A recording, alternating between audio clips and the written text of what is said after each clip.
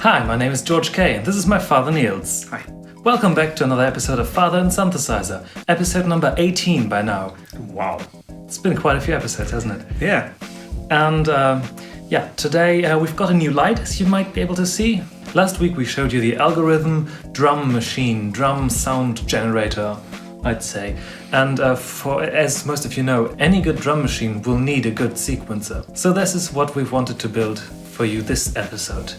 A really cool drum sequencer. And this is not just any drum sequencer, this one is based on the Turing machine algorithm. But without further ado, let's just, instead of talking about it, how about I just show you how it works.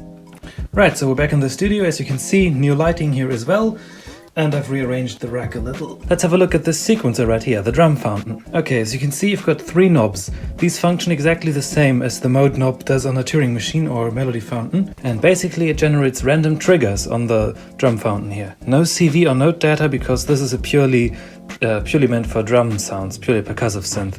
As you can see, we've also got some trigger outputs down here for sequences A through C. And we've got some function switches and a reset down here. And right now I'm running everything via MIDI. Let's clock this thing through my veterinary's clock.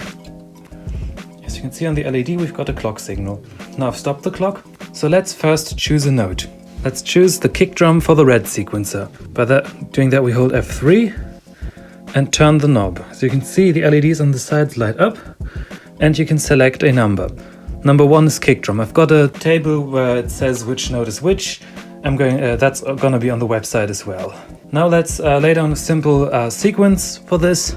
I'm holding F4 and turning this knob again to select where I'm going to place my hits. There's going to be 1, 5, 9 and 13. As you can see here, they are in white. So now we have a simple 4 on the floor kick drum. Very cool. Now let's add some hi-hats to that. I've already set this to note number 4, which is the hi-hats. Right now it's generating random hi-hats. And now the hi-hats are locked, just like you would do with a Turing machine.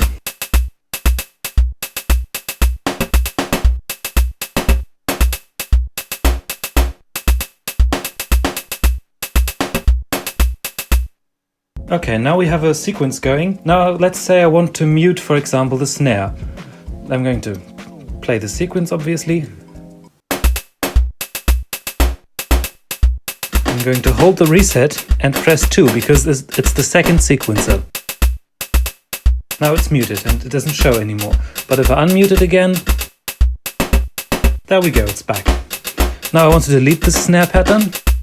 So I hold it for a while until all the LEDs turn off. Now let's get it back.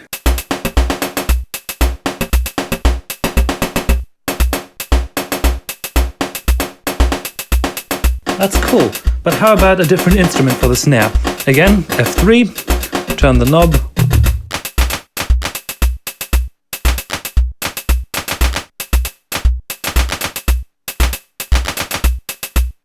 Now, what if I want to change the length of a sequence? For that, you hold F1 and move the sequencer of which you want to change the length. Let's go for the snare sequencer. Let's make that 12, so it's in a 3x4 pattern. Now, doing this deletes all the current pattern info. We don't have a way around that yet. But let's listen to that. If I mute the other two,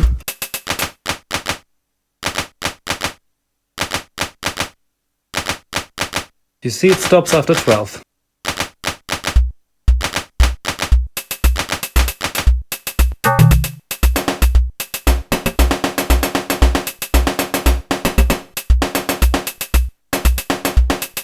Now let's add some melody to this.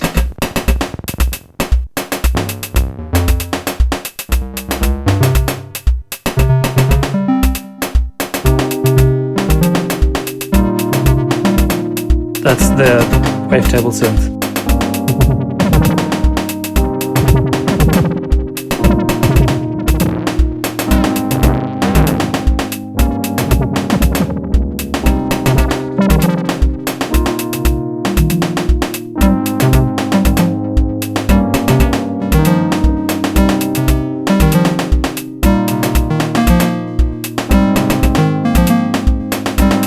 Now let's add some insecurity with veterinary's clock.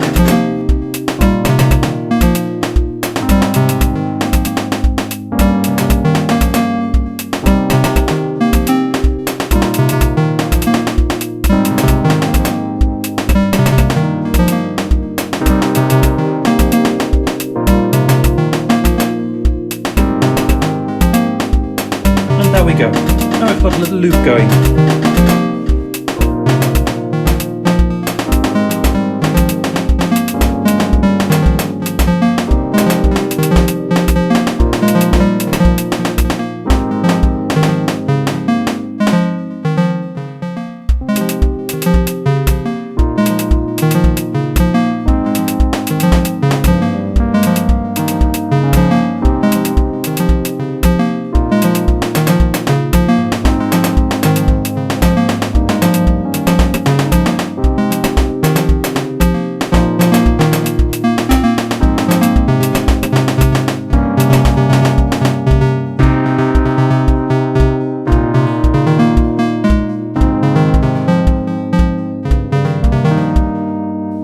And there we go. That was the demo for the drum fountain. I just love this module. We've got some redesigns and for the faceplate, and we're going to talk about that in the rest of the video. So let's go back to that. Right. So now that you've seen it in action, let's talk about it. Why did we build it the way we built it? Let's talk about the LEDs. Let's talk about the 16 LEDs on the sides. If you remember our Turing machine module, you'll notice I was working with 8 discrete LEDs, and they were kind of pain in the pain. And so I decided this time we do it a little bit smarter. We use one of those NeoPixel LED chains. Like one of those LED strips you can buy at any supermarket on Amazon or eBay. Yeah, they're slightly more expensive than the 50/50 variant, but this those LEDs have a controller chip on every single LED chip, a controller chip named WS2812B. And the beauty about that is that with just one pin from your microcontroller, you can, using a serial protocol, program each LED in that chain. So you have a lot more control over the LEDs, and it's a lot cheaper on the pin front, because it's just like you said, a single pin, whereas usually every single LED would need its own pin, or you'd have to wire up your own serial chain, and like that you can buy the LEDs already wired up like that. Yeah, because you can cut these LED chains wherever you want. We cut it into 2 8 LED stripes and connected those on the back. Connected those on the back side, and we just drilled holes into the front panel with the correct distance so that the LED shines through that hole. So it looks like a circular LED, which in fact it is not. Yeah, and then we just glued the LED strips to the back. Yeah. And so far it's been working perfectly. You can control the brightness, like the brightness that I've shown you in the video was about 5 or 8 out of 255. Yeah, that's right. So they can get really bright. So if you want to light up your whole modular synth using CV or gates or something, you can do that. So with this brightness setting, each LED consumes about 1.1 milliampere of current. And if you go all the way up to 255, it consumes like 11 milliampere. So what you saw in the demo was the prototype faceplate and the prototype UI, basically. And from that we've learned the full version will not have the encoder. That was just a waste of an encoder. We don't need it. It would make much more sense to add another modifier button or two, so you can set the MIDI channel. Also the layout of the knobs, the RGB knobs, that needs to be better, because right now you get in your own way with that. And I was also thinking we should move the sequencer set buttons down to the bottom of the faceplate, but we'll see. Yeah, we'll figure out a better layout for the faceplate. For now we have what we have, and if you want to make your own design, we highly recommend it. If we get a nice design, we're going to show it in the next video, and we'll build it as well. But our modules are like 15 centimeters high, 150 millimeters. Now let's start with the problems, because we had quite a few with this one as well, as usual. Oh yeah. Remember in the beginning when I was pitching you the idea for this sequencer, I said, let's do something simple for once. Let's make something a weekend project we can do in like 2 days or something. Yeah. Yeah, I have such funny ideas sometimes. In the end, it took about 2 weeks to make, maybe a little longer. Yeah, started out with that you didn't have a library for the STM to power the LED strip.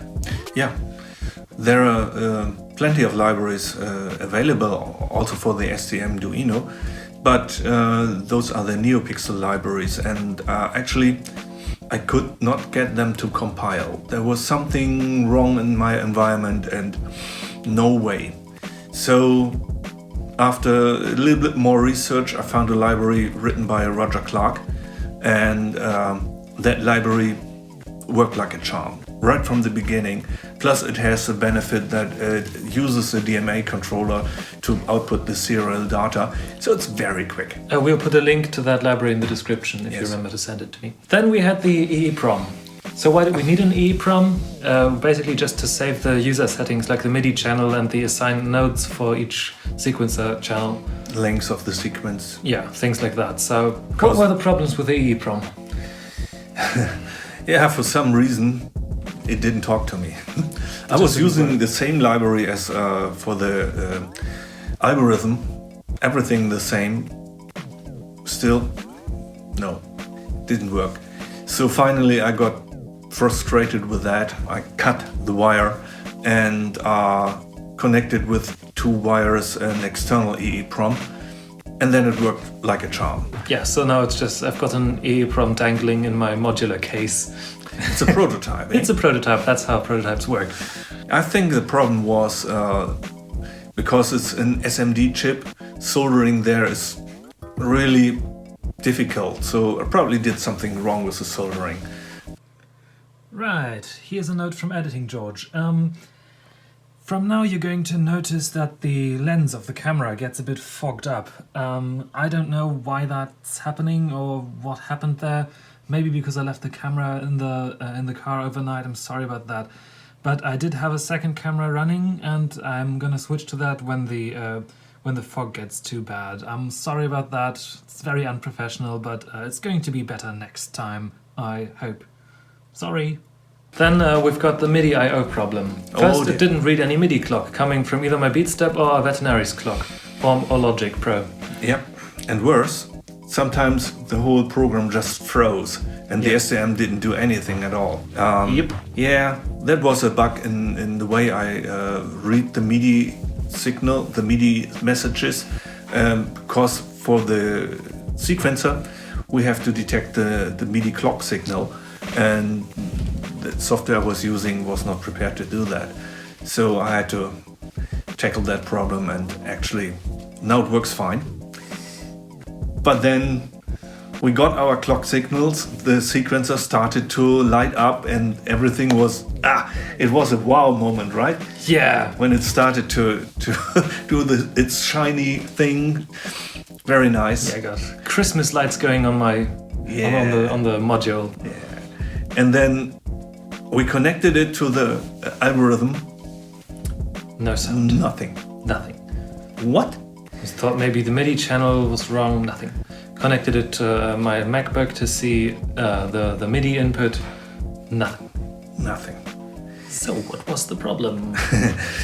I was a bit cheap on the PCB because I didn't want to have the additional cost of a driver IC, and that was a problem. So what I did, I connected the MIDI output directly to the pin of the STM, to an output pin, and the 3.3 volt just aren't enough. Yeah, 3.3 volt with a resistors dimension for 5 volt MIDI, no way.